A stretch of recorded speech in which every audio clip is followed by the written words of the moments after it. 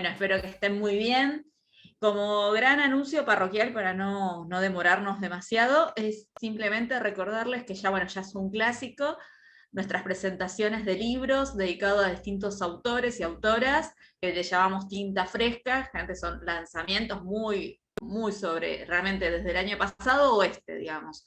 Y este en particular, que se va a celebrar el 15 de octubre, sábado 15 a las 18 horas, con Gastón Fiordo al frente, y como siempre, actividad gratuita, abierta a la comunidad, así que siempre es bienvenido que lo difundan, si quieren entre amigos, conocidos y demás.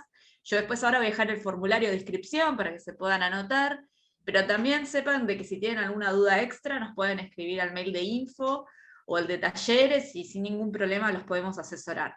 Pero lo que quería destacar es que este tinta fresca, esta edición, va a tener como una vuelta de tuerca, algo particular, porque no es que vamos a hablar directamente con la autora, porque la autora es coreana. Ya deben saber, este es un nuevo fenómeno que está creciendo en auge, la literatura asiática, más allá de la japonesa, y la coreana viene con mucha fuerza. Vamos a estar hablando sobre el libro Sobre mi hija, de la autora Kim Hae-jin, de la publicó la editorial Fiordo. Inclusive este año estuvimos hablando con uno de los editores de Guarán, una editorial dedicada al 100% a esta literatura. Después les puedo pasar también, si quieren, ese encuentro en YouTube, se los puedo pasar por acá el link sin problema. Pero bueno, este acercamiento justamente va a ser con las traductoras, así que espero que se enganchen, que les interese la propuesta, entender estos desafíos, estas posibilidades de traducir de un idioma tan distinto al nuestro, y cómo acercarnos, ¿no? A nivel cultural, algo que parece tan lejano, que tal vez no es tan así. Bueno, esa es la invitación, espero que se enganchen, sé que sale un poco de la norma, porque gente hablamos en primera persona con los autores, pero bueno, esta nos parece interesante, y bueno, hay sin lugar a duda una barrera, pero nosotros creemos desde la fundación que se puede romper esa barrera y que se puede trasladar y debatir sobre esta literatura desde otro lugar, y hemos elegido desde el oficio de la traducción en este caso. Así que bueno, yo ahora después les voy a facilitar todo tranquilamente, así no los demoro más. Y también estén atentos, en breve vamos a sacar también el ciclo debate y demás también para que se puedan anotar, y atentos, y que seguramente va a venir más novedades, inclusive, bueno, ya cerramos el tercer concurso de narrativa, se va a venir justamente el libro, y después seguramente vamos a tener, una cosa importante que no me quiero olvidar, que después lo vamos a hacer más oficial, también vamos a estar este mes, el 24, lunes 24, anótenlo, presentando un libro en conjunto también con el Centro PEN, dedicado a autoras de mujeres. Estén atentos a eso, porque estamos armando toda la cuestión de la programación, pero bueno, ya para que lo tengan. Es más, se llama Mujer y Escritoras. 35 autoras argentinas de hoy. Va a estar Luisa Valenzuela, Ana María Yuga y Esther Cross en la presentación. Esto va a ser en el auditorio de la Biblioteca Nacional Mariano Moreno, que es en Jorge Luis Borges, Agüero 2502. Yo después igual vuelvo a decir, siempre estamos disponibles desde los mails de info y demás, y después vamos a dar más formalmente toda la info. Pero bueno, para que ya lo tengan en agenda. Así que bueno, una cosa importante, no se olviden de siempre tener los micrófonos apagados, más que nada para no superponer sonidos. Igual después vamos dando, la interacción puede ya comenzar en el chat, y después Hernán nos va guiando si quiere que abramos ya el micrófono para debatir los textos. Y lo último, bueno, verán que pobre hoy Hernán tiene el traspié, pero se lo ve bien dentro de todo, está un poco borroso, pero se lo ve nítido casi. Digamos que está un 80% hoy por hoy su imagen, pero lo importante es la voz, y la voz está clara, está potente, y es lo que nos importa para que nos cuentes sobre la obra de Samantha. Así que te escuchamos, Hernán. Hola Lu, bueno, hola a todos y todos, confirmame que se escucha bien. Sí, Sí, perfecto. Bueno, es extraño trabajar a dos monitores, pero la cámara de una falló, así que hubo que apelar a una más o menos de la época de, no sé, Balbín, viejísima, pero sigue funcionando. Esa era la idea. Así que antes que me olvide de tus avisos parroquiales, hay una reseña publicada hace un tiempo en la página de La Balandra sobre ese libro del que van a hablar el sábado. Eso que estás poniendo ahí, mirá. Ahí está, hay una reseña que está muy buena. Y lujito la presentación, ¿no? ¿Qué 3 nombres tiraste de autoras argentinas? Bueno, hablando un poco de literatura en general y no de Schweblin en particular, esta semana volví a leer, por una cuestión de otro taller, La salud de los enfermos de Julio Cortázar. No sé si lo recuerdan, pongan ahí en los comentarios. Que me parece un relato fundamental si uno tomara o quisiera componer un panorama de lo que se llamaría la literatura familiar. ¿Sí? Hemos hablado del taller que se hace acá en La Balandra, de muchísimas novelas que tiene familia como eje, muchísimas. O sea, sería imposible nombrar, pero creo que en La salud de los enfermos, que es un cuento largo, ahí hay una buena demostración. Y bueno, de una novela que hemos hablado cuando lo entrevistamos a Juan Ford, que es María Domé, que es una muy buena novela sobre la familia, ¿no? Tiro 2 así al pasar. Vi el corto que pasaron la semana pasada sobre nada de todo esto, está bastante bien sintetizado, no sé si lo vieron. Obviamente es muy breve para lo que el cuento demanda, pero está bastante bien sintetizado, está muy bueno. Y hoy, como último encuentro, vamos a leer, como dijimos, 3 cuentos. Papá Noel duerme en casa, de Pájaros en Un hombre sin suerte, vamos a ir leyendo en ese orden, de 7 casas vacías, y un gran esfuerzo de Pájaros en la boca y otros cuentos, que ya explicamos en el encuentro anterior, el detrás de escena editorial de esa edición. Así que bueno, si les parece, vamos a empezar. Empezamos con Papá Noel. Habrán visto que es un relato ambientado en Navidad. Hablamos de cuentos de Navidad. Recuerdo el que hicimos con Lu a fines del año pasado sobre cuentos de Navidad. Lo dejamos afuera, pero porque había mucho material, pero me parece que si uno hace antología del cuento de Navidad, este tendría que estar, ¿no? Solo que en general, esto lo hablábamos con Lu en el encuentro ese al que me refiero, la Navidad se toma como un lugar de encuentro, de armonía, de felicidad, de este núcleo endógeno que es una familia y demás. Siempre hacíamos el chiste, ¿no? El tío borracho o el tío renegado, o aquel que se levanta de la mesa y se va, pero queda como una anécdota, solo que en este cuento es todo lo contrario. En realidad no hay nada bien que funcione en esa familia, está rota, y en realidad lo que hace Papá Noel al llegar, o sea, es una ficción, Papá Noel es una ficción, ¿no? No se lo cuenten a sus nietos, pero es una ficción. Lo que hace Papá Noel es venir a romper algo que ya estaba roto, o en todo caso a sanarlo, ¿no? Menos por menos más. Eso sí, no entra dentro del canon de la Navidad feliz, o según para quién. Y después está también este tema de la ingenuidad y la inocencia infantil. Sin esa ingenuidad e inocencia infantil, el cuento carecería de ese remate que tiene, y dejaría de tener sentido, ¿no? El argumento, se cae el verosímil, ¿no? La niña esta, la protagonista, frente a las circunstancias que le tocan vivir y su incapacidad para comprenderlo. Esta idea decía un poco en chiste, Papá Noel es una ficción, cosa que también, además de chiste, es una realidad. Me recordó, no sé si han leído ese cuento de Fontana Rosa, que no recuerdo el nombre, pero en el cual un chico un poco a la fuerza, otro poco por elecciones, llevado por un adulto a una casa de citas con mujeres, y se tiene que enfrentar ese momento inaugural, digamos, de aprendizaje de la vida, y la mujer se le para adelante y en vez de tocarle le dice, los Reyes Magos son los padres, ¿no? El fin de la inocencia está en ese chiste de Fontana Rosa, y este cuento un poco empieza a ser el fin de la inocencia.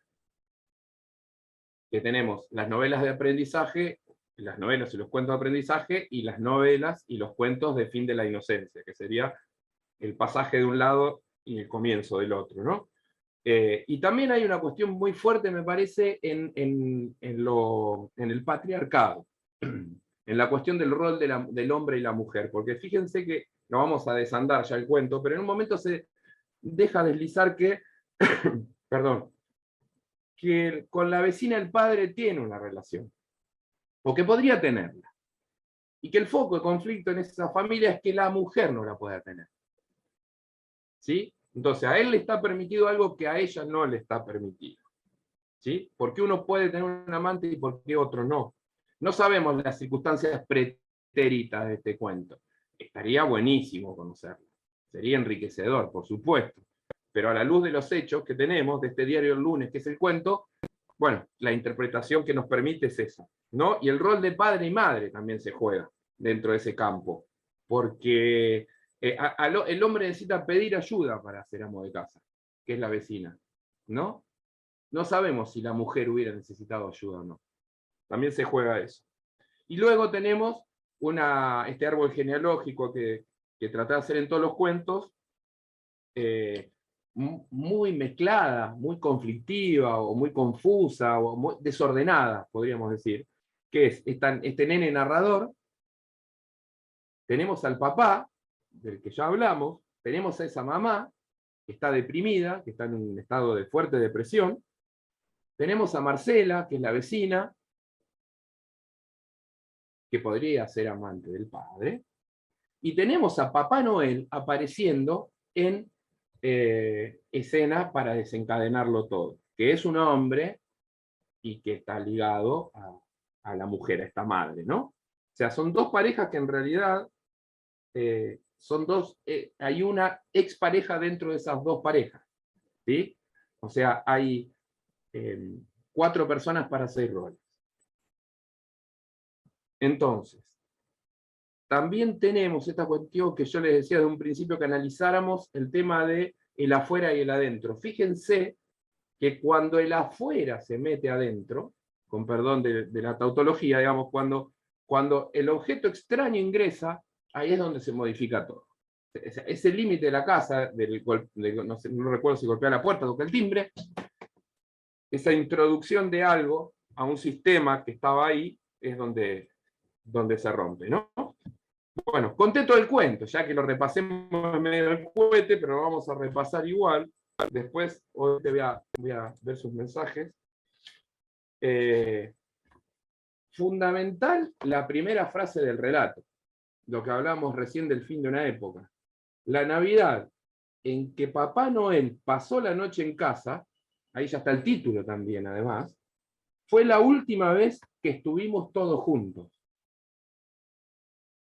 La Navidad que Papá Noel vino, o sea, la primera vez que un Papá Noel entraba a su casa, es la última vez que ellos están todos juntos. Cuando el nene dice todos juntos, después de leer el cuento, nos damos cuenta que estuvo la mamá, el papá, y quizás hasta la vecina se rajó después de este quilombito, ¿no?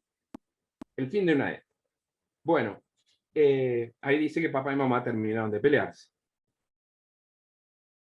El padre había perdido el trabajo, o sea, las circunstancias eran complejísimas, amantes, depresión, pérdida de trabajo, un combo bastante fulero. Y él dice, yo creo que, porque es un nene, si no me equivoco, ¿no? Desárnenme, avísenme, creo que es un nene. Yo creo que por eso ese año Papá Noel durmió en nuestra casa. ¿Sí? Por eso todo estaba tan mal que vino Papá Noel y la cosa fue otra, ¿no? Pide un cochecito a control remoto, que parece algo anodino en el cuento, pero después va a tener en el desenlace un rol importante. También está la cuestión esta social del tener en la infancia, ¿no? Todos los chicos tenían uno en esa época. Ahí te está o sea, fin de los 70, principios de los 80, primera mitad de los 80. Luego sigue con esta escena terrible del correo, que ya para mí, esa escena en el correo es un cuento en sí mismo. Si uno recorta ese fragmento y lo presenta como relato, es un cuento en sí. Es como un cuento dentro de otro, ¿no? La idea de mandarle la carta a Papá Noel, este padre que acompaña a su hijo en su ingenuidad, y que el nabo del correo no se da cuenta que no se está prestando a ser feliz a un niño, ¿no? Y el padre, producto de la situación tensa que vive en su vida, de estar desocupado, de tener una mujer depresiva, digamos, claro, hace lo que tiene que hacer, lo agarra del cuello de la camisa, ¿no? Hace lo que tiene que hacer ese hombre, digo, no que te viene, por supuesto.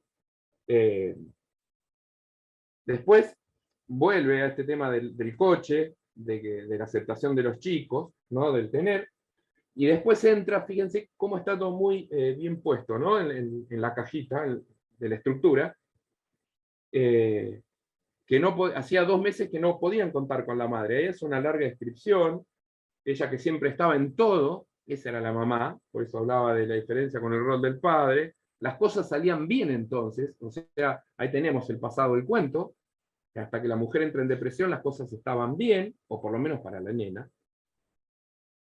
Un día para el otro dejó de preocuparse, esto no lo sabemos todavía, pero es una pista para el final.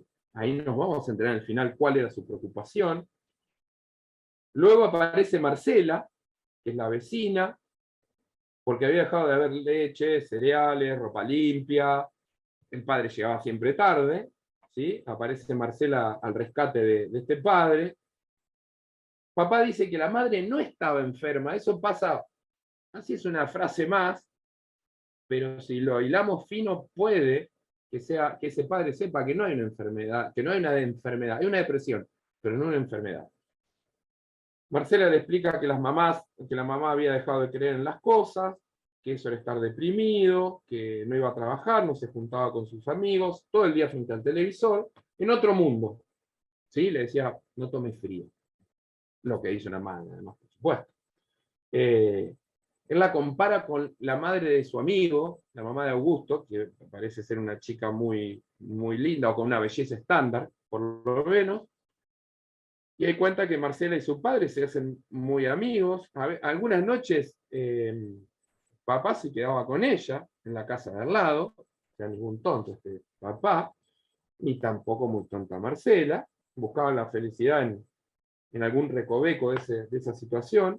Muchas tardes Marcela les ayudaba a cocinar, a ordenar. Ella cree que es porque le pide ayuda, ¿no? Otra vez el tema de la ingenuidad.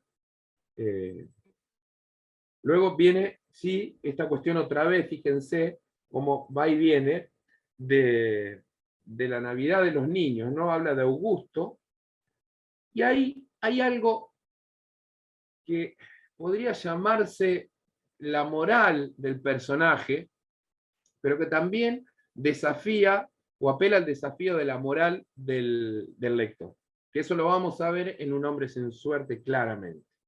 Dice que Augusto, él le había dicho a Augusto que su mamá había dejado de creer en las cosas, que estaba deprimida, y dice, hicimos algo muy feo que a veces me avergüenza. Saltamos frente a ella un rato, ella le esquivaba con la cabeza porque quería ver la tele, le hicieron un sombrero con un papel de diario y se dejaron toda la tarde. Eso es algo muy feo para los niños. ¿Sí? Fíjense que también hay una cuestión de comprensión, quizá inconsciente del niño, del estado en que está la madre, porque le parece una ofensa. Cuando uno lee, hicimos algo muy feo, dice, podría haber algo peor, es algo muy inocente. Entonces, sí, llega la Navidad. Marcela hace un pollo al horno, la invitan a la madre a comer con ellos, la madre no quiere, vuelve a su sillón, todos mudan las cosas, o sea que hay un acompañamiento ahí hacia esta persona. Ven en la tele una situación de mucha pobreza, fíjense que la niña no esquiva la posibilidad de comprender que se habla de la pobreza, él está nervioso, él quiere su auto. Entonces hay una escena muy chiquitita que no terminamos de comprender del todo según cómo está acá, que es cuando la madre señala el televisor y él dice que es como ver moverse un mueble, ¿sí? En la tele estaba Papá Noel. Uno hasta ahí piensa, bueno, vendrá el de la tele a dormir a casa, ¿no? Vuelven a ver lo que ellos no tienen, ¿sí? Esta cuestión del logo de café, cuando vuelvo al trabajo solo quiero estar con mi familia, dice el personaje de esa publicidad. No es menor que diga eso, es el texto de la publicidad de café, estar con la familia. La madre se pone a llorar, imaginamos que no por el café, sino por Papá Noel, y luego sí entramos en la escena final, que son el libro 2 páginas, un poquito menos de media, 2 páginas y media. Entramos en la escena final. El padre quiere apagar el televisor, pero la madre, de inmóvil durante tanto tiempo, empieza a luchar con él porque quiere ver a Papá Noel. ¿Sí? Uno piensa, bueno, esta madre redujo su capacidad intelectual al nivel de un niño por su depresión, pero veremos que no. ¿Quién atiende? Él. Sus padres están peleando. Atiende, mi amor, porque da mucha ternura, y dice, es Papá Noel. Marcela le pega, porque para Marcela, en medio de ese caos, es imposible comprender que Papá Noel haya tocado el timbre en su casa, ¿no? La madre prende el televisor. Fijémonos, si esto fuera un corto, sería el momento mega caótico, ¿sí? Donde suceden muchas cosas al mismo tiempo. El timbre volvió a sonar. El padre dice, ¿qué mierda es? Y acá hay una escena muy cómica, que es lo que hablábamos la otra vez, ¿no? De cómo mete el humor Samantha Schweblin en situaciones casi de tragedia, ¿sí? Muy dramáticas. Cuando él dice, pensé que ojalá que no fuese el del correo porque volverían a pelear porque papá ya estaba de mal humor. Le había quedado asociado el mal humor de su padre a la escena del correo, ¿no? El timbre sonó otra vez, muchas veces seguidas, vamos a comprender por qué. Papá se cansó, fue hasta la puerta y cuando la abrió, vio que era Papá Noel. O sea, ese nene estaba diciendo la verdad. Había tocado el timbre Papá Noel y la mala de Marcela le había pegado, ¿no? Acá, digo, el autor no juzga a sus personajes sino por sus hechos. Los que los juzgamos somos los lectores, como vamos a ver en el siguiente cuento.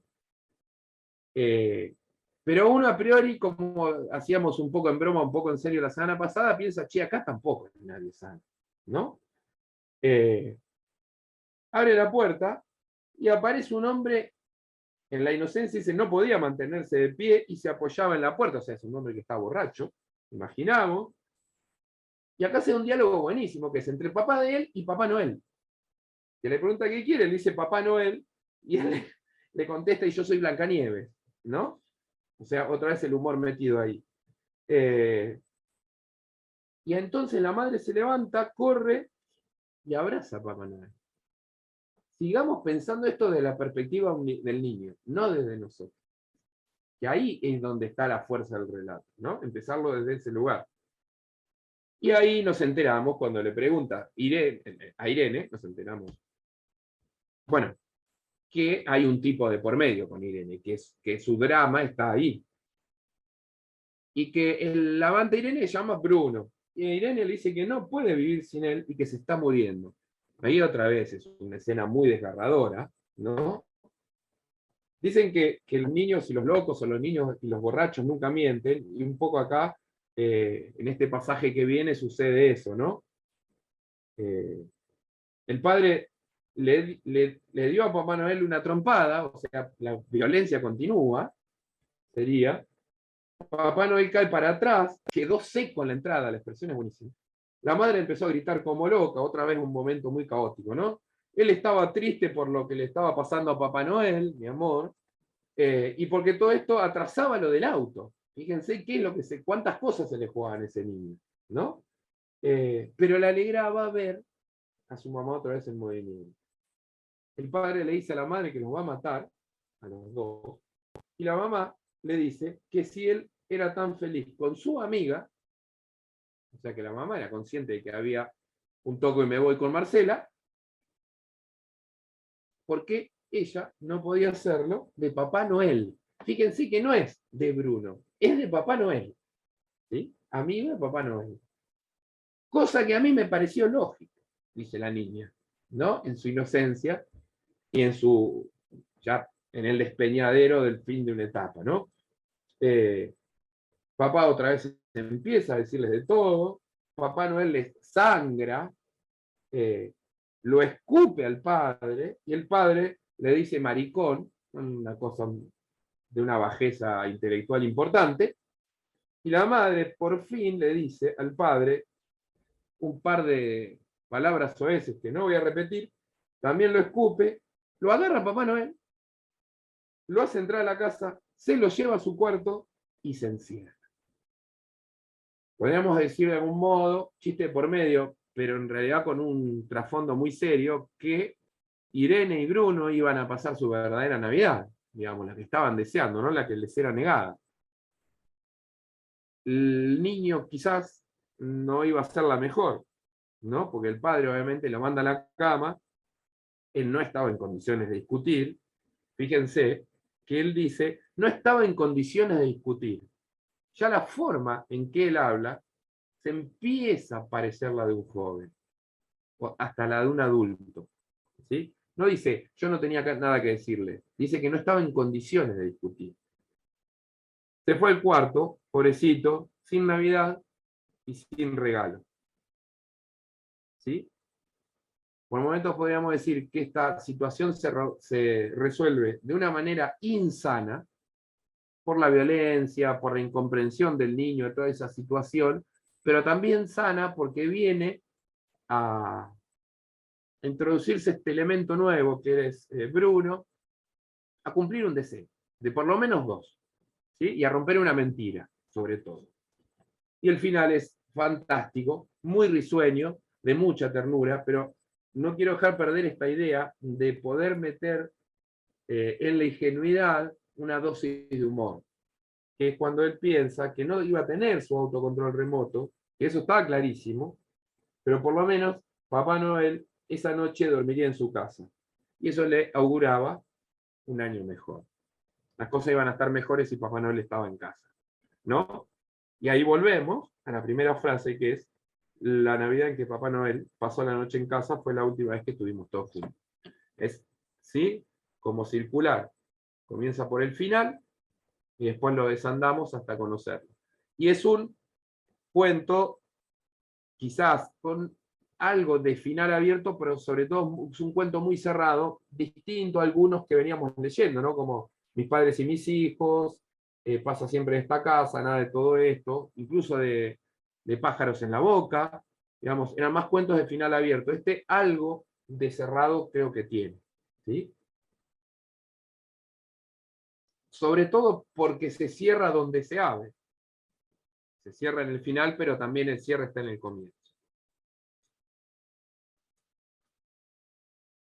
Bueno, veo aquí pocos comentarios. Voy a ir a ellos. El padre no tuvo tanta suerte, él no era un hombre de tanta suerte.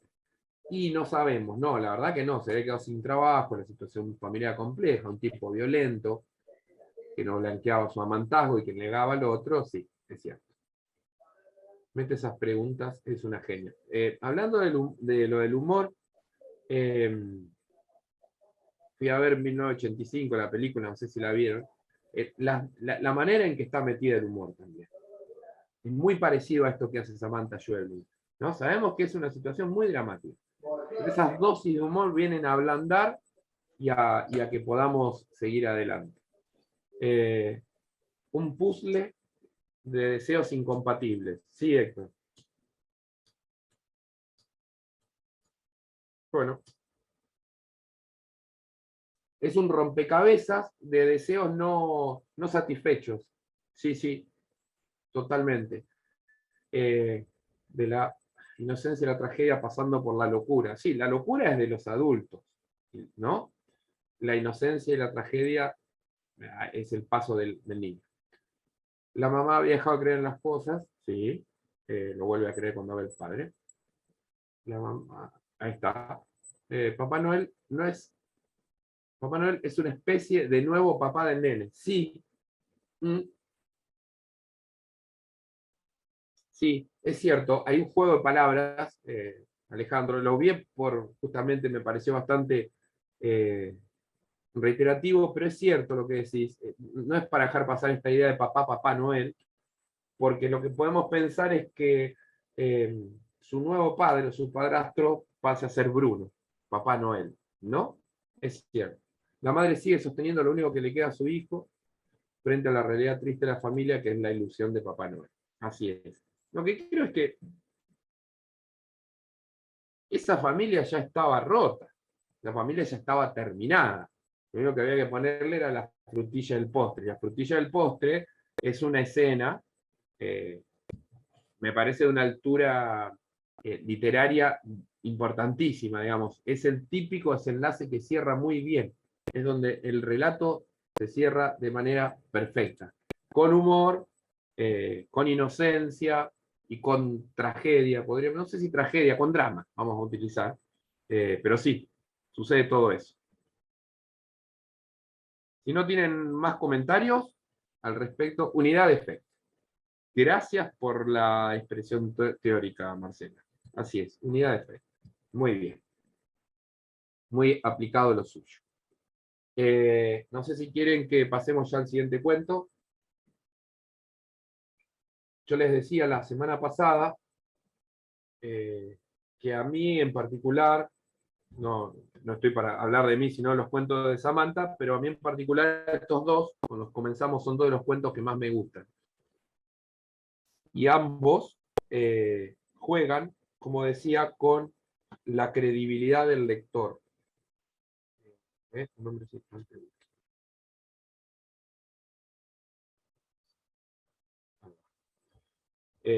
creo que es fundamental para este relato no sé si la catadura o la búsqueda moral que nosotros como lectores hagamos. Digamos, Samantha nos cuenta un muy buen cuento que cerraremos nosotros como lectores. Parece una idea repetida. Es algo que en las clases de literatura argentina de Sarlo llama el espacio vacío del relato, del cuento. Recomiendo ese libro, está muy bueno. Son las clases que dio con el regreso a la democracia. Ese espacio vacío que nosotros vamos a llenar, lo vamos a concluir nosotros como lectores. En realidad vamos a concluir en qué es ese hombre sin suerte, cuál es su sin suerte, cuál es su falta de suerte, cuál era su objetivo en las acciones que toma. Otra vez, como escribieron por ahí, ¿cuál es su deseo? Otra vez, ¿no? Vaya tema. Y me parece que todo está en la interpretación moral que hagamos nosotros como lectores. Y la otra cosa distinta que tiene es que hasta ahora no habíamos visto una familia tipo. Habíamos visto el matrimonio con Servas, ese mejunje de cosas entre abuelos, padres separados, novios de mis padres y mis hijos. Habíamos visto esas dos mini células de familia que eran vecinos, en Pasa Siempre en Esta Casa, esa madre con esa hija, nada de todo esto, un matrimonio separado y su hija en Pájaros en la Boca, en Papá Noel, bueno, lo que acabamos de ver, la génesis de la destrucción, y ahora vamos a ver por primera vez una familia tipo. Madre, padre y dos hijos, que en todos casos son dos hijas, dos mujeres, ¿no? Eso sí, es bastante disímil a lo que veníamos viendo. Bien, un hombre sin suerte. Ya tenemos en el principio una ubicación temporal de la vida de los personajes, ¿sí? De la edad. El día del cumpleaños 8 de la narradora, su hermana, que se llama Abby, le dice Abby, imaginamos que puede ser Abigail, tenía solo 3 años, me encanta como le dice, se tomó de un saque una taza entera de lavandina. Caos familiar asegurado. La madre lo llama al padre. Recuerden que pasa también eso en nada de todo esto, cuando las mujeres se meten en la casa, es la mujer que llama al padre. O sea, la mujer está en el hogar, el padre está fuera trabajando. ¿Sí? ¿No? Juega con estos roles familiares ya un poco obtusos en el tiempo, que ya atrás. Lo llama el padre para que venga. El padre vive cerca, llega a la casa, se suben todos al auto. Esto sucede de una manera bastante vertiginosa, como imaginamos sucedería en la realidad. Esto es genial. Hicimos las 10 primeras cuadras en menos tiempo de lo que me llevó cerrar la puerta del coche y ponerme el cinturón. Pero cuando llegamos a la avenida, el tráfico estaba prácticamente parado. Interpretamos, es una ciudad grande, ¿sí? Una cosmópolis. El padre toca bocina, grita, por supuesto, se desespera, grita voy al hospital, empieza contra el volante, digamos, víctima de la situación de tensión que vive. Ella nunca lo había visto hacer algo así, o sea que es un padre de un temperamento tranquilo, en oposición al señor del cuento anterior. La mira por el espejo retrovisor y acá está el eje del relato, y le pide que se saque la bombacha. Ponernos a discutir a Samantha en este momento sería bastante complejo, digamos. Si uno se pregunta en exceso, ¿por qué justamente la bombacha?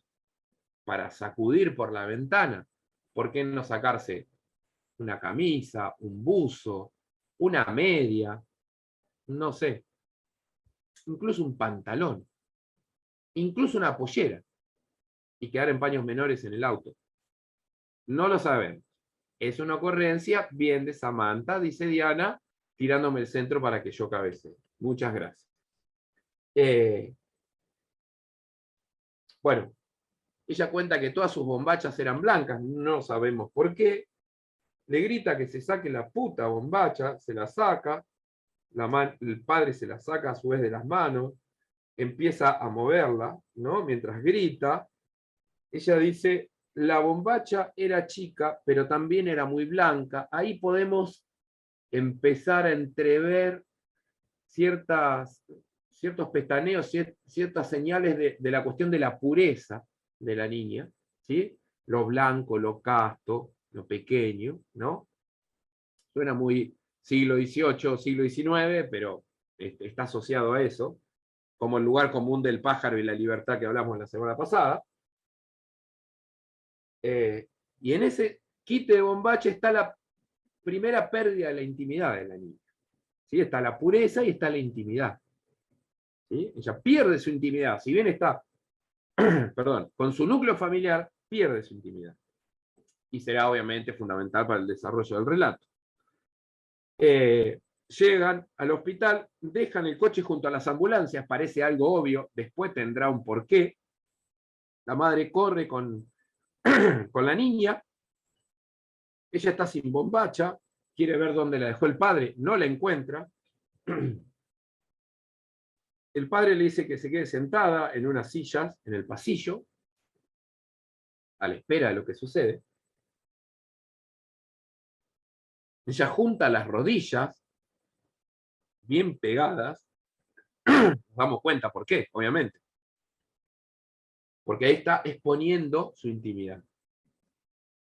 Se pone derecha al jumper, estira la cola, se pone derecha de espaldas, ve que van y vienen. La cola tocó parte del plástico de la silla, eso también es una invasión a su intimidad. Ve que van y vienen las enfermeras, y acá el relato entra en una nueva fase, que es cuando aparece ese señor, de repente, que ella hasta entonces no había visto.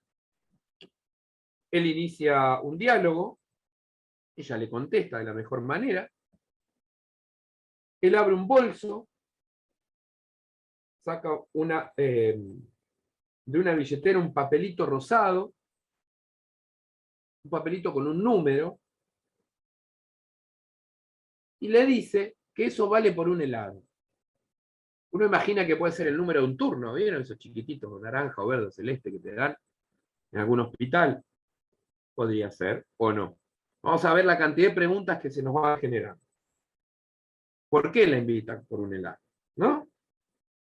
Ella sabe, es consciente de que no debe aceptar invitaciones de extraños, saca una revista, se pone a llenar un crucigrama como si nada hubiera sucedido, Y es ella entonces quien busca el diálogo de este señor, porque necesitamos que, esperen que, para marcar el primer comentario. Bien. Decía que es ella quien le dice que cumple años. Es ella la que entabla ahora un diálogo con este señor, porque se siente sola y obviamente se siente triste porque su cumpleaños fue arruinado por su hermanita Abigail, que tomó la bandera, y por eso terminaron en el hospital. Y ella dice en un momento, no es menor, que es consciente de tener otra vez su atención, la atención de este hombre. Va a haber una atención ahí que va a durar todo el relato y es parte de nuestra interpretación. A veces me cuesta entender a las mujeres, le dice este señor, si es tu cumpleaños, ¿por qué estás en una sala de espera? Bueno, bla, bla. Y ella, no conforme con eso, le cuenta que no tiene bombacha. ¿Sí? Es ella quien le ofrece la información, otra vez, dentro de cierta ingenuidad de la niñez, pero que necesitamos para que se motorice el relato. No sé por qué lo dije. Es que era mi cumpleaños y yo estaba sin bombacha y era algo en lo que no podía dejar de pensar. Porque claro, esa psique infantil está obturada en ese momento por una situación que no desea, que la preocupa, etc. Él le dice que es injusto andar sin bombacha el día de cumpleaños. Acá viene quizás lo que podríamos, según una de las tantas teorías, ¿por qué ella cuenta esto? Porque ella descubre la injusticia de todo ese show al que Abby la había arrastrado. ¿Sí? Era injusta la situación con su vida, en su cumpleaños. Entonces, él le dice que sabe dónde conseguir una bombacha. Ella no sabe si él está diciendo la verdad. Y acá hay una escena que nos podría llevar a una buena interpretación. Cuando él mira hacia la mesa de entrada y saluda con una mano a las asistentes. Las conoce y por eso las saluda. Ese número entonces no era para un turno. O se hace el que las conoce y las saluda frente a la niña. O la saluda ¿por qué? Esto se va a repetir después. Le guiña un ojo a ella y ella cree que puede confiar en él. Y acá se abre un nuevo relato. El coche seguía ahí junto a las ambulancias. Segunda vez que tenemos esa referencia al lugar, la vamos a tener otra vez al final. Un policía le da vuelta alrededor molesto. Eso también va a tener relevancia al final. Claro, porque quedó mal estacionado en el lugar de las ambulancias. No corresponde. Hay un porqué. Ella mira al policía y el policía los ve alejarse. No es un dato menor. Y acá se empieza a dar otro juego de esta tensión entre ella y él, en qué pretende cada uno de los dos en esa relación efímera, cuando él empieza a decir palabras en inglés, como darling o my lady. ¿Sí? Entran a un shopping, que era un shopping bastante feo, uno imagina un shopping de baratijas, un viejo y querido todo por 2 pesos, le da la mano, que era fría pero suave, y otra vez, él saluda a las cajeras con el mismo gesto que les había hecho a las asistentes a la salida del hospital. Pero no vi que nadie le respondiera. La que es segunda vez que él saluda como haciéndose el que todos lo conocen. Cuando no es así. O pensamos que no es así. No sabemos. Ella se pregunta cómo se llama él. Hay un contenedor de bombachas gigantes. Otra vez nos damos cuenta que es un lugar de bajo costo, de segundas marcas. Es genial, otra vez el humor, en medio de esta tensión, cuando ella dice, con una de esas bombachas podría ser 3 para alguien de mi tamaño. ¿No? Esta ingenuidad que nos lleva a la risa. La lleva un poco más a las bombachas más pequeñas, le dice My Lady. Ella elige, pero le dice que no tiene para pagar. ¿Sí? Él le dice que no hace falta, Ella le pregunta si es el dueño, él le dice que no, que es el cumpleaños, le dice darling, ella, sin querer, no sabiendo qué significa darling, imagina como una palabra con cierto afecto, él le dice que no digas darling, que me pongo quisquilloso. No sabemos muy bien por qué él se pone quisquilloso ahí. Da a pensar muchas cosas. Ella ve una bombacha negra que nunca había visto, con la cara de Kitty, él le dice que tiene que probarla, van al probador, él dice que no sabía si podía entrar porque eran solo probadores para mujeres, que tendría que hacerlo sola. Uno piensa en un caso de un señor, pero muy malvado, quizás hubiera entrado. Se exponía a muchas cosas, pero bueno. Él ya dice que es lógico, porque a menos que sea alguien muy conocido, no está bien que a una la vean en bombacha. La niña es consciente. Y acá vuelve otra vez, le pregunta cómo se llama, y él dice que no puede decírselo. Acá entra un componente casi fantástico, podríamos decir, o que lo roza muy lateralmente a lo fantástico, cuando él dice que no se lo puede decir porque está ojeado, porque cae una maldición sobre él, porque una mujer que lo odia dijo que si él decía su nombre se iba a morir. Es casi fantástico, ¿no? Y él, podríamos creer que está diciendo la verdad o podríamos creer que él no quiere decir su nombre. Cualquiera de las dos son viables. Ella le pide que se lo escriba. Acá hay un juego muy bueno con la oralidad y con la escritura y con el valor de la escritura y con lo que significa escribir y lo que significa el habla. Porque dice, si lo escribieras, no sería decirlo, sería escribirlo. ¿Sí? Y él le dice, y si para esa mujer escribir es también decir, o sea, el escribir y el decir, ¿no? Él dice que es un hombre sin suerte, ahí está el título, cuando dice que la gente no confía en él, entonces ya tenemos esta maldición o ojeadura que le hace la mujer, que la gente no confía en él, que es un hombre con menos suerte del mundo. Podríamos creer, pucha, che, este hombre de verdad, qué mal la está pasando. O podría ser que ese señor merezca pasarla mal si es que en realidad hace cosas malas. ¿Sí? La parte misteriosa del relato, ¿no? Acá ya vamos viendo la cantidad de veces que aparece esto que decimos siempre, ¿no? Lo aludido, lo eludido, lo alusivo, lo escondido, lo que no se dice. No hay manera de saberlo. Él dice que él sabe lo que le dice. Y entonces fíjense que ella luego dice, y quizás lo hice a propósito. Entonces podemos creer que ella algunas cosas también hizo a propósito. Nunca condenaremos a la víctima. Que quede claro, no me refiero a eso. Me refiero a las operaciones que hace esta niña dentro de su ingenuidad y dentro de su desesperación por ver arruinado su cumpleaños.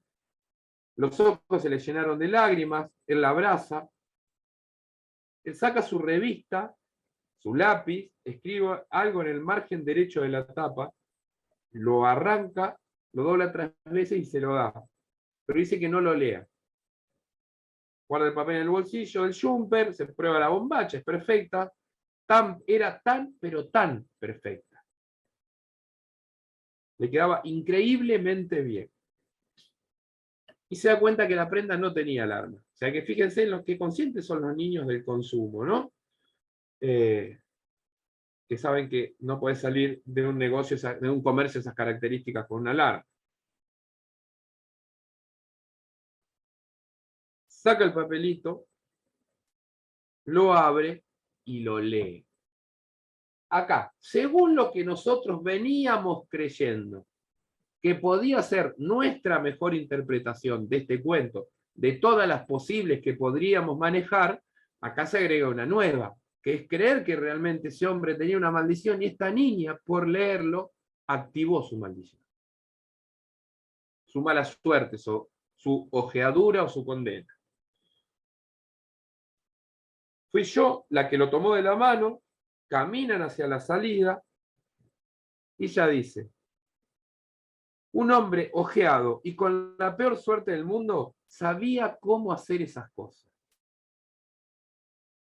Cruzan las cajas, uno de los guardias los mira, o sea que hay de algún modo quizás una sospecha. Para él, mi hombre sin nombre sería mi papá. O sea, ese hombre, ese guardia de seguridad, está siendo engañado por una situación. Mi hombre sin nombre salen hasta la avenida, la ve a Abby en el estacionamiento, la ve a la mamá y también lo ve al papá, y aquí todo se desencadena, ¿no? Se suma el policía, nos lo señala, pasa todo muy rápido, el policía y dos más que no sé de dónde salieron, dos policías más, ya estaban sobre ellos, lo rodean, lo empujan de mala manera, le preguntan qué estaba haciendo, le preguntan su nombre, la madre lo abraza, tenía la bombacha blanca, la original, la de la salida de su casa, enganchada en la mano derecha, la había conservado, no es menor el dato. Le levantó el jumper, pero ese movimiento que le hace la madre es algo tan brusco y grosero delante de todos. Fíjense esto. Para la niña, ese hombre sin suerte nunca fue brusco, nunca fue grosero. Por eso digo que la moral del lector es la que completa el relato. Pero sin embargo sí es lo que le hace la madre. Cuando le levanta el jumper y la deja con 8 años, posiblemente desnuda de la cintura hacia abajo en el medio de la calle ante un montón de gente. ¿Sí? Es más grosera la madre que este señor sin suerte. Este hombre la mira, ella lo mira. Cuando la madre ve la bombacha negra, grita, hijo de puta. El padre se tira sobre él. Otra vez una escena de violencia, como la del correo, como la llegada de Papá Noel, ¿no? Y trata de pegarle. Pero ella, ¿qué hace? Busca el papel en su jumper, se lo pone en la boca, y mientras lo traga, repite en silencio su nombre para no olvidárselo nunca más. Es un final no abierto, abiertísimo.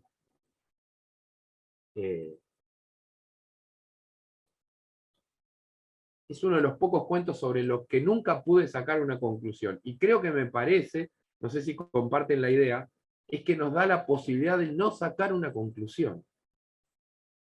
De no tener que cerrarlo ni siquiera nosotros como lectores. De dejarlo abierto. Lo deja abierto la autora, lo dejamos abierto los lectores. Voy a los comentarios.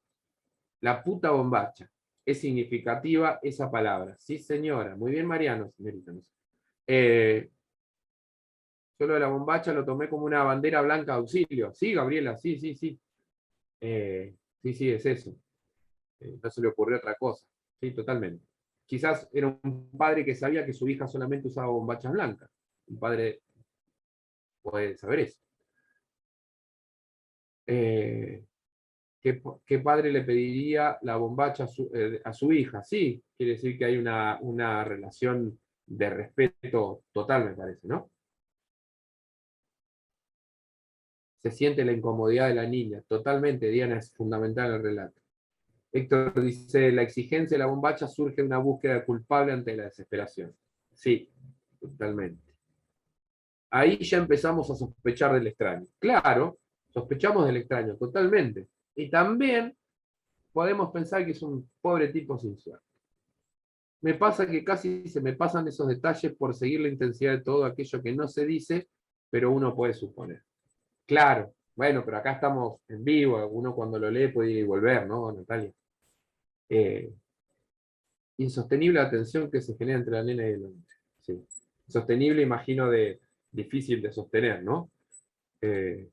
Siembra duda la intención del señor, incluso de la nena. Sí, creo que el de la nena es menor, por su edad, por la ingenuidad, por lo que le pasa en su cumpleaños y demás, pero algunas pistas da Samantha de que también hay una pequeñísima intención.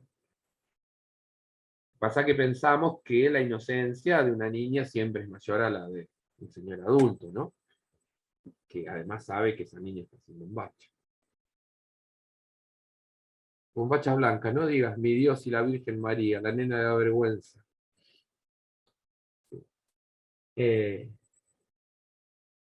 No hace sospechoso ese saludo, ¿sí? Nos vuelve a hacer dudar totalmente. Fíjense, estas pistas que van y vienen, dudamos, ¿no? Creemos una cosa, creemos la otra. Creemos una cosa, creemos la otra. O creemos las dos o no creemos ninguna. Hay una responsabilidad de los padres en dejarla sola, sí, totalmente. Sí, totalmente. Hay una irresponsabilidad de los padres, puede estar justificada con la desesperación, pero sobre todo con la necesidad de continuar con el relato. Puede ser que una mujer le haya dicho, si escucho alguna vez tu nombre, te mato como consecuencia de tu conducta perversa. Bien. Claro que su nombre ya estuviera condenado. Sí, totalmente, Patricia. Totalmente. El vacío y la desnudez protagonizan los espacios que juegan entre el conflicto inicial y el final. Estamos en el secreto del papelito en la boca de la narradora. La madre es violenta. Sí, el padre también. Lo que pasa es que ante esa situación no sabemos cómo reaccionaría, ¿no? Digo, más pensando en uno como padre. ¿No se dio cuenta la madre que dejó a su hija desnuda? Claro, Silsu, es lo que decía un compañero anteriormente, exactamente. Hay casi un abandono ahí. La madre ajustea por la bombacha, sí. Diana se juega por la idea de que es un buen hombre sin suerte. Exponen a la otra al descuido. Fíjense, ya es la tercera vez que lo dicen, ¿sí? Muy notorio. Que el lector piense o no mal, o sea, piense bien o piense mal, juega con lo normal. De todos sus cuentos hay que leerlos sin leerlos. Sí, Marcela. El desconocido, en una lectura muy pegada a la línea, actuó como debían haber actuado los padres como adultos responsables. También, por eso nos podemos parar, Mirta, desde ese lado, exactamente. Pero voy con Gloria cuando la nena también piensa mi hombre sin nombre. Hay un juego de palabras ahí, pero también no es una expresión, digamos, el lenguaje no es inocente. Si uno dice algo, esas palabras tienen un peso, tienen un valor, tienen una, no solo una textura, sino también una composición. Y eso deviene en un argumento. Y es lo que dice Gloria al final, es lo que nos hace pensar la otra cosa, ¿no? Totalmente, Marcela. Es que eso es lo que lo hace atrapante. De según lo que interpretemos, es la técnica o las herramientas que utiliza Samantha para estos cuentos. Y esa técnica, esas herramientas que utiliza, es la que nos hace concluir en estas cosas, ¿no? Por eso la leemos, por eso nos gusta, porque tiene una terrible capacidad, tiene mucha técnica y maneja muchísimas herramientas. Por eso, voy a decir otra vez por eso, distancia de rescate es lo que es. La cantidad de herramientas que aparecen ahí, ¿no? Es una maquinaria narrativa. Bueno, nos queda media horita y nos queda un cuento. Yo no sé si quieren que lo repasemos algo muy brevemente, porque me gustaría abrir el microfonito un rato. Quería este cuento introducirlo por el tema de que no es, está en una sola edición. Yo se los comentaba al principio. Juega con algunas cosas muy orientales, si se quiere.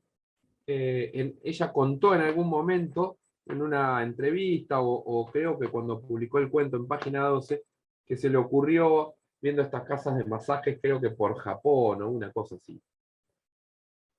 Y fíjense que por primera vez, en todos los cuentos que leímos, esta entraría dentro de otro conjunto, que sería el conjunto amplísimo también de cuentos y novelas sobre el padre. Porque la relación que mueve este relato es padre-hijo. Hay una madre también que cumple un rol bastante importante. Digamos, es una familia apenas desunida por estas cosas por esto que nunca sabremos por qué hace el padre, de irse, digamos, ¿no? Juega con el tema de las terapias alternativas, algo fundamental que es lo físico como espejo de lo psicológico. Esta mujer a la que va, la señora Lin, que bueno, a Jolie se le ocurre en un viaje por Oriente, es una gran masajista, no me acuerdo qué nombre tiene esta técnica en Japón, de los masajes, uno diría descontracturantes, pero en realidad es una terapia más pegada, si se quiere, a una terapia psicoanalítica, porque ella mientras cuenta, o son dos terapias en una, en todo caso, ¿no? Hay también una cuestión de pequeña locura, como vimos en otros cuentos, en Nada de Todo Esto, en Pájaros, o en Mis Padres y Mis Hijos, de una pequeña locura, de una ruptura ahí adentro, de esa cabecita pasa algo, de este señor que tiene necesidad de irse. Parece el personaje de París, Texas, ¿no? No sé si se acuerdan de esa película. El por qué quiere abandonar ese espacio familiar, porque no está contento con ese espacio, porque él pretende otra cosa, porque tiene un malestar psíquico, claramente, si es locura propia, si es parte de una contaminación familiar. Y después está esta cuestión de las terapias alternativas, digo, de lo físico y lo psicológico, de lo que es el dolor físico y de lo que es el dolor interno, ¿no? El cuerpo y la mente. Y también, que es fundamental en el relato, creo que todos los hijos lo quisimos o lo queremos, que es la ruptura con lo paterno, con el padre, con la figura patriarcal, digamos, con la herencia, con lo heredado. ¿Sí? Eso está, no sé si vamos a llegar, pero está muy claro en el cuento. Comienza y termina con la cuestión de los colores, el amarillo, ¿sí? Que remite a un animal amarillo que reincide en sus sueños. Luego veremos sobre el final con el semáforo el rol de lo amarillo. Acá habla de que tiene una hermana, o sea que es una familia tipo otra vez. Tenemos la segunda familia tipo. El enojo de la madre con este señor, digamos, la primera vez que el padre se ha ido de la casa, una mujer policía avisa que lo habían encontrado solo caminando por la banquina de una autopista, por eso digo, aparece el personaje de París, Texas. El padre se levanta de la cocina, agarra la lista de las compras para salir y se olvida la lista de las compras. Ella le mete el papel en el puño, ¿no? Como meter una carta demasiado grande en la boca de un bolsón demasiado blando, ¿no? Ahí los define, digamos, el ímpetu de la madre y esa fragilidad del padre. Bueno, y empieza con las confesiones, ¿no? No quiero hacer muy largo. El trabajo sobre el cuerpo, él empieza a contar que tiene miedo a muchas cosas, que algo se empezaba a ablandar más de lo debido y había cosas que él no podía controlar. El otro regreso del padre a medianoche, 12 horas después, en medio de un diluvio, bajo la lluvia, las inminentes desapariciones de su padre que lo atormentaban. En realidad, que el padre se vaya de la casa es metafórico, ¿no? En realidad es una forma de contar esa especie de abandono en la que todo hijo en algún momento caerá, mayor si el padre o la madre no están, menor si es porque no se siente lo suficientemente querido aún en la presencia de ambos, pero es ese abandono. El rencor que le generaba ese padre torpe y débil, o sea, era débil, era frágil y muy torpe, incapaz de alejarse definitivamente. Luego el padre se va y ya no regresa, la madre se acostumbra a vivir sin él, de repente llama, dice que se siente solo, lo va a buscar, es un personaje, no sé si han leído Paul Auster, pero es un personaje muy de Paul Auster, este padre, muy. otra vez las manos de la señora Lynn rozando sus zonas de dolor. Se va la hermana de la casa, se va él. Es un sábado, su padre había regresado un miércoles después de 7 años. Y es cuando tenemos un quiero encuentro cuando él se convierte en padre. Acordaron, vuelve el padre, ¿no? En cuartos separados con la madre, qué sé yo. Su hijo nace. El pasado quedó muy lejos de todos, dice. Como empezar una nueva etapa, ¿no? Cuando uno empieza una nueva etapa, el pasado queda lejos. Su padre le revolvía el pelo a su nieto con cariño. Él se preguntaba si no habría exagerado su dolor. Digamos, cualquiera que pasó por terapia, digamos, son preguntas tercera, cuarta sesión, más o menos. Quinta, si uno le cuesta hablar. Hay un cambio temporal del relato. Y entramos sí en el título.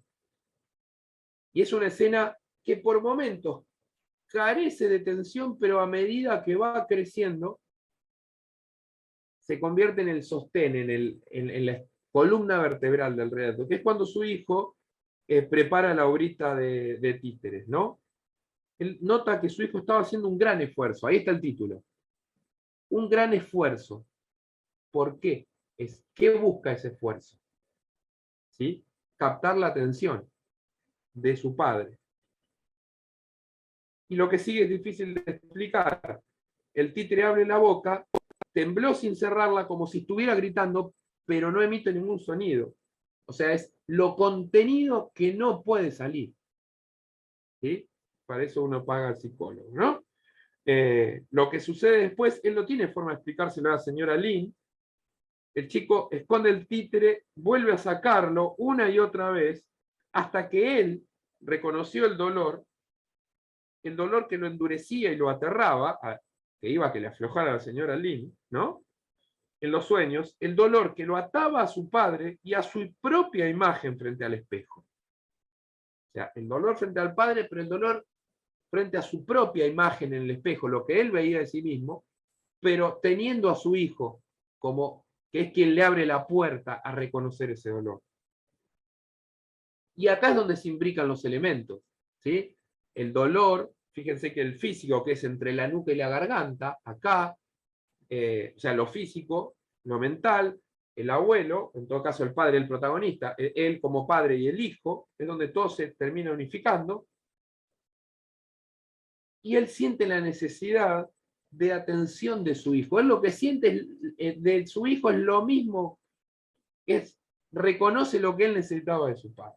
Una necesidad insaciable, que siempre va a estar, aunque esté saciada. Imposible de satisfacer, ¿no? Luego viene una escena que podríamos ligar muy bien a Distancia de Rescate, que es cuando el chico se esconde tras el telón unos segundos y volvía a aparecer. El dolor que le provocaba cada desaparición era algo brutal. Era un hilo invisible. Es el hilo de la distancia.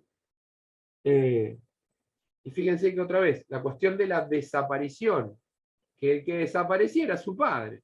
Y ahora lo que lo rompe a él es la desaparición de su hijo, ¿no? Ese espejo entre uno y otro. El títere es amarillo, también ya tenemos el animal amarillo, el dolor amarillo, el sueño amarillo, el títere amarillo, y vamos a tener un semáforo sobre el final. Él lo va a buscar al padre, lo obliga a subir al coche, para el costado de una ruta, le pide que se baje, y acá hay como un quiebre, como un cambio, como una ruptura del heredado, cuando le dice, yo no puedo irme de casa, soy tan débil como lo fue mi padre, pero sí hay algo que podía hacer, algo que podía cambiar las cosas a largo plazo. Podía darle a su padre el empujón de toda la vida había necesitado para dejarlos.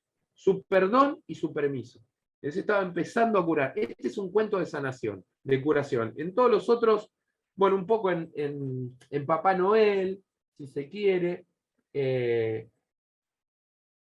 pero me parece que es el cuento en el que la sanación y la cura de esa locura y de ese dolor de los personajes está más presente, ¿no?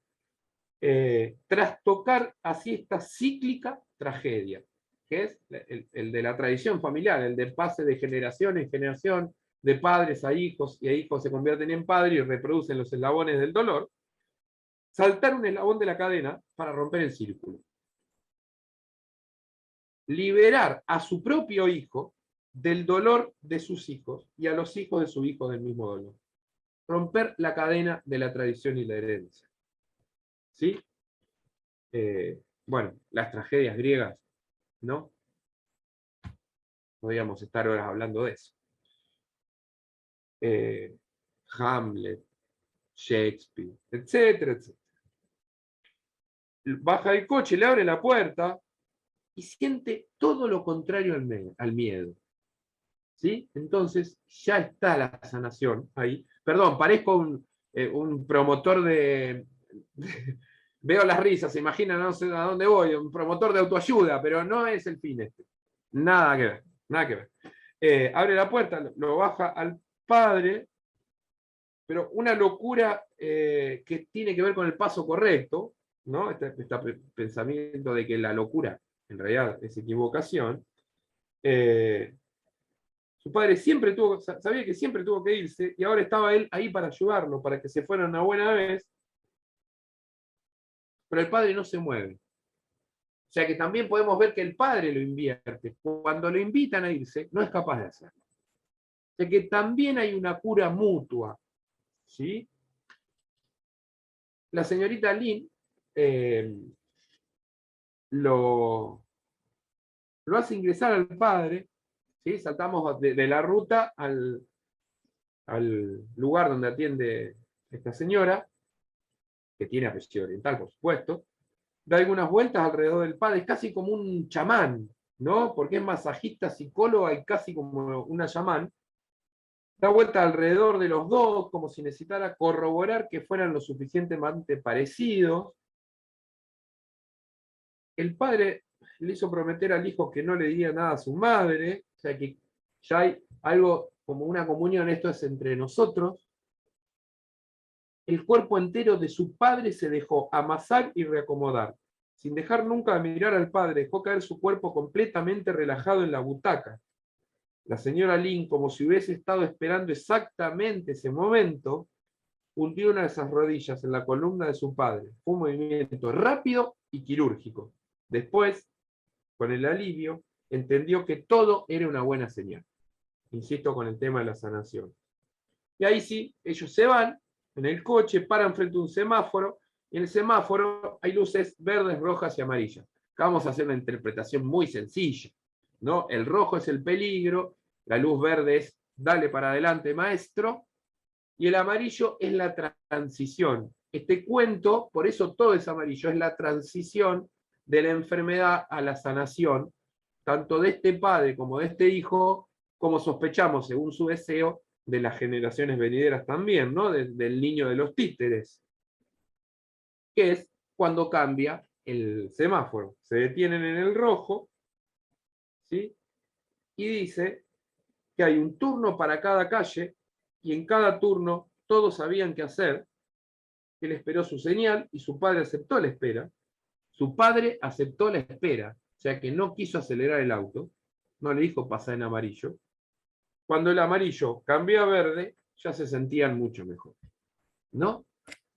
La idea era terminar con este cuento porque es un cuento que nos propone una visión más sanadora, más de final feliz, que no habíamos tenido mucho hasta acá, para que nos vayamos, como dice Dolina, todos felices y contentos con pasito de murga.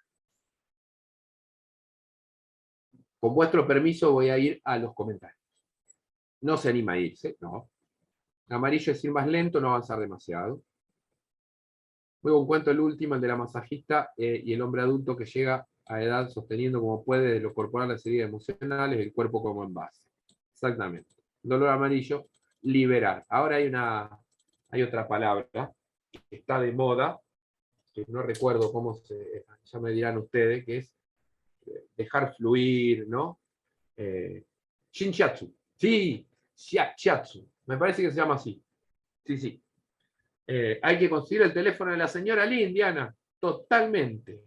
Vamos de acuerdo.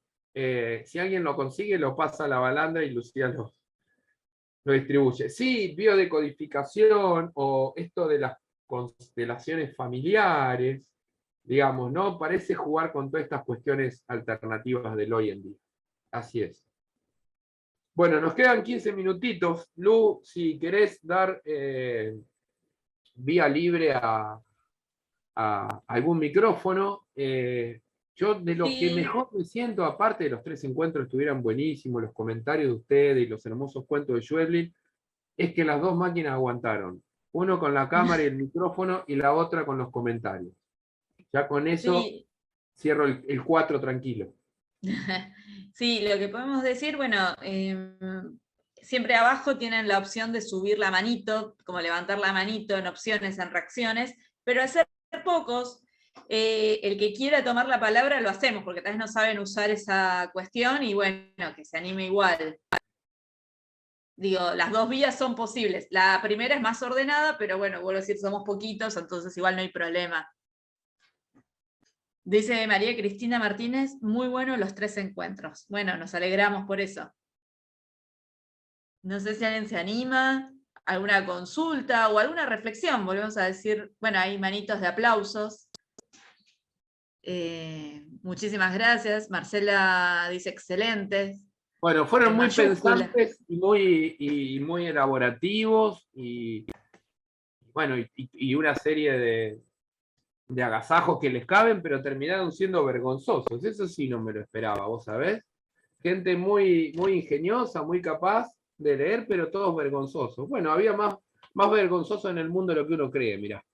Bueno, yo Diana Mazzini, acabo de ver su mano levantada. Si querés hablar con nosotros, adelante.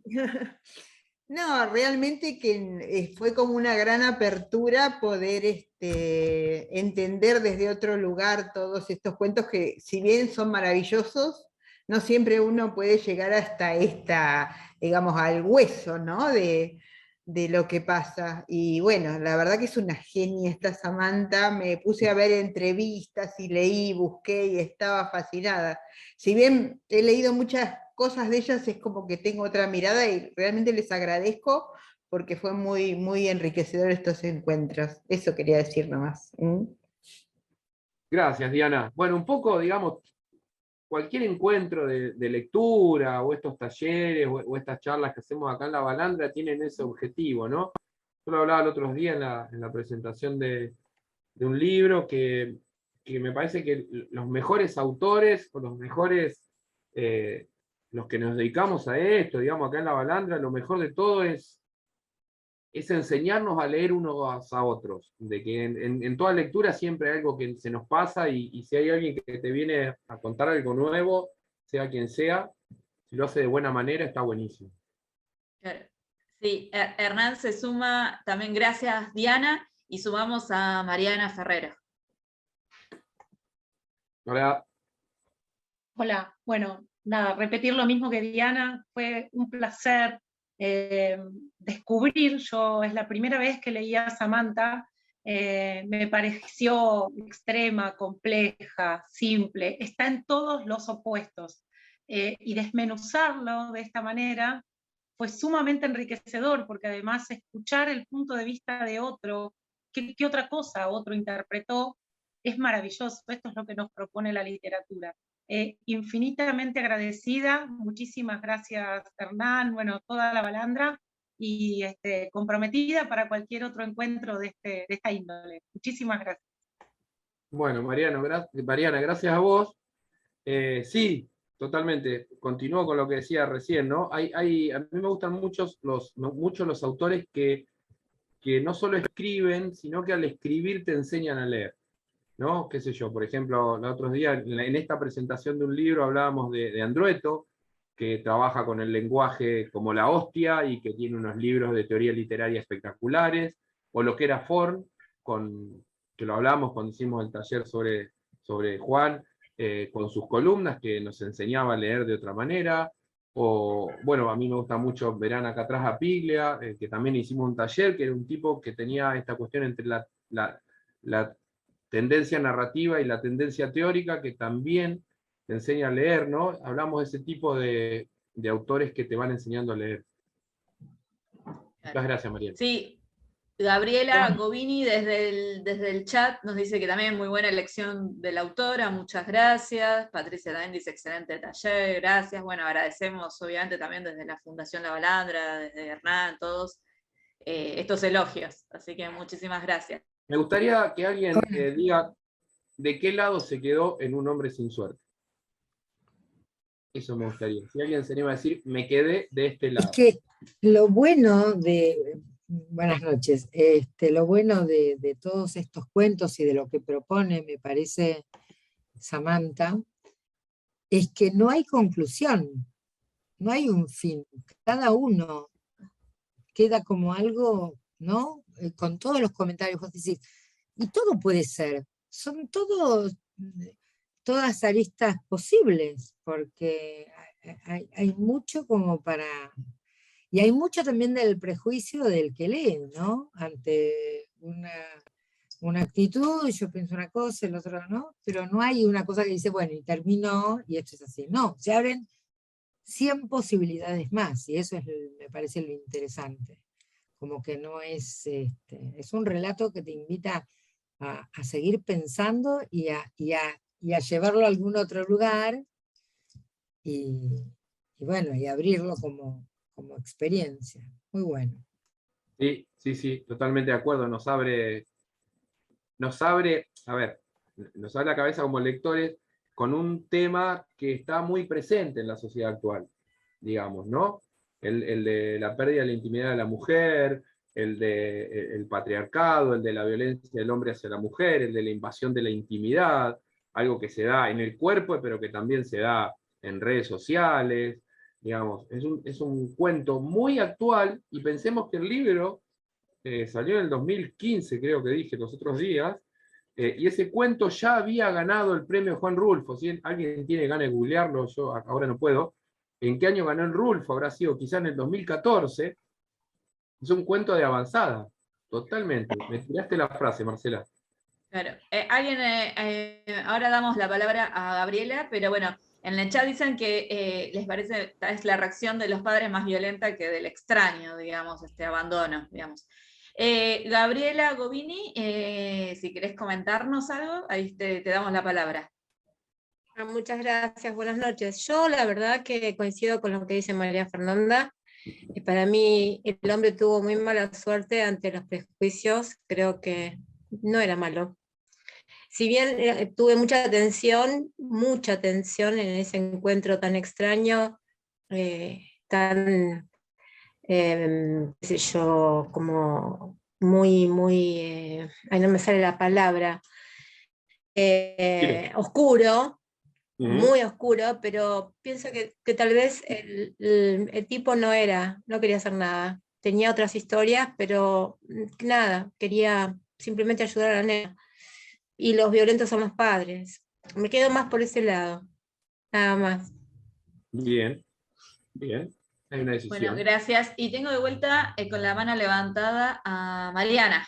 Perdón, ahí dice 2012 ganó el premio, está bien. En el 2015 sale el libro. Salir, dice Marcela, sí, es el último cuento, y que también hay una esposa, hay hermanos, ¿no? Bueno, la familia está en todos lados. Sí, perdón. Bueno, yo me quedé pensando en esta, entre comillas, participación de la nena, en qué actitud ella, como participativa de cuando le toma la mano, de cuando le responde. Es una situación demasiado escabrosa, pero me animo a pensar cuando habla de la blancura de las bombachas, ay mi Dios y la Virgen María, cómo sería el entorno de esa chica que le resultó tan atractiva la bombacha negra, el opuesto de lo que ella vivía. No sé, es escabroso, pero esa es la parte que a mí más me quedó. ¿Qué fue o no fue del hombre? No lo sé, hay miles de aristas. Es buena porque la pasamos bastante por alto esa idea, totalmente. La de la contraposición de, como decíamos al principio, estaba el blanco como pureza, como iniciación y demás, ¿no? Recuerden las mujeres se casaban vírgenes, se vestían de ahí viene la cuestión de vestirse de blanco y demás. Es cierto, contra el negro también, Mariana era, ¿no? Es una rebelión ante lo establecido, si se quiere. ¿Sí? Es buena, la habíamos pasado por alto, me gustó, totalmente. Sí. Y otra cosa es el tema de, al margen del opuesto, el negro y el blanco, el tema del límite. ¿Sí? Porque recordemos que los niños están todo el tiempo buscando el límite. Digamos, y acá no hay nadie que lo limite, porque ni el padre ni la madre está, ¿no? A veces el límite es amor también, no es negar algo. El amor puede ser poner límite también, digamos, si falta esa presencia del amor que ponga un límite de no salir a eso, ¿no? Y Claro. bueno, el tema de la intimidad tampoco es lo mismo en un adulto que en un niño, claramente. Claro. Hernán, veo levantada la mano de Gloria, no sé si querés poner la cámara, Gloria, para que te pueda añadir como destacada, si no, bueno, te escuchamos. Tengo dificultad con la cámara, así que lo hacemos así. Bueno. Bueno, lo que dijo la participante que acaba de hablar, no recuerdo el nombre, también me quedó así como haciendo mucho ruido las intervenciones de la nena. En el caso, cuando empiezan a ir al supermercado y ella le toma la mano y dice, es fría, pero es suave. Y después tiene esa perspicacia que notó en un par de veces, que se hacía y que saludaba, pero ella se daba cuenta que no le respondían. Entonces ahí veo como una agudeza de la niña, ¿no? Y después, todo el dato, si me voy más atrás, cuando ella, bueno, dolida, cuando empiezan a hablar, y porque su cumpleaños fue un fracaso, que ella cuenta que no tiene bombacha, ¿no? O sea, después cuando están en el probador, que ya le dice que no está bien, que vas a tener que ir vos sola, o sea, no se nota que ella a un nivel parece que sabe que no pueden entrar adultos cuando una niña se cambia, pero por otro lado, no se la ve temerosa, no se la ve en una situación de peligro. Es cabroso, como dijo mi compañera, pero es muy interesante cómo Samantha describe a todos los personajes, pero sobre todo a esta nena, tan desprotegida, ¿no? Eso. Sí, sí, totalmente. Pensaba en lo que vos decías respecto al principio de que cada personaje hace que nos confundamos, ¿no? Pasa eso, sí. Creo que la riqueza de la literatura, que eso, mientras vos hablabas, pensaba a partir de lo que decías, y lo que comentábamos recién de un cuento, a pesar de tener hoy 10 años, que va con una situación muy novedosa, en relación con la literatura, si queremos, no sé, de fin del siglo XIX, o incluso de otra parte del siglo XX, ¿no? Porque es el presente de las sociedades los que marca las interpretaciones que nosotros podamos hacer de esos relatos. Digamos, si hoy leemos, por ejemplo, Carver y Hemingway fueron nuestros padres del final abierto, lo estamos leyendo de algún modo en Schweblin también, porque todos mamamos de todo eso, ¿no? De algún modo ya está adentro, como decíamos los otros días, de Borges y Kafka y sus precursores, ya está adentro y nos lleva a leer lo que leamos de otra manera. Totalmente, amiga. Así es. Claro. Está acá Natalia Soliani. Bueno, dijiste Córdoba presente. Tampoco conocí a Samantha, la verdad que ha sido un placer leer y estar en cada encuentro, porque me parece súper filosa. Me quedo del lado de la niña, porque creo que esa es la potencia de las infancias y las miradas. Y bueno, y contar un poco, compartirles a todos que mi interés tuvo que ver con que yo soy terapeuta de familias y me interesaba esto de pensar qué aportes para pensar las familias de hoy, para un artículo, lo que estoy pensando en producir.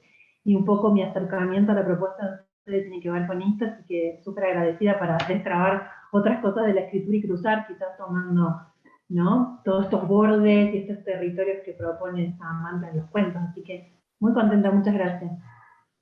Bueno, nos convertimos sin querer, Natalia, en interdisciplinarios en este taller, ¿no? Si algún día escribís algún paper sobre eso y lo cruzás con Schweblin, bueno, compartilo, nos va a gustar. Hablando de interdisciplinarios, justamente, dice María Cristina que hace un taller de escritura y que era acartonada en su escritura hasta que leyó Pájaros en la boca. Sí, claro. Totalmente. Siguen con el tema del abandono de...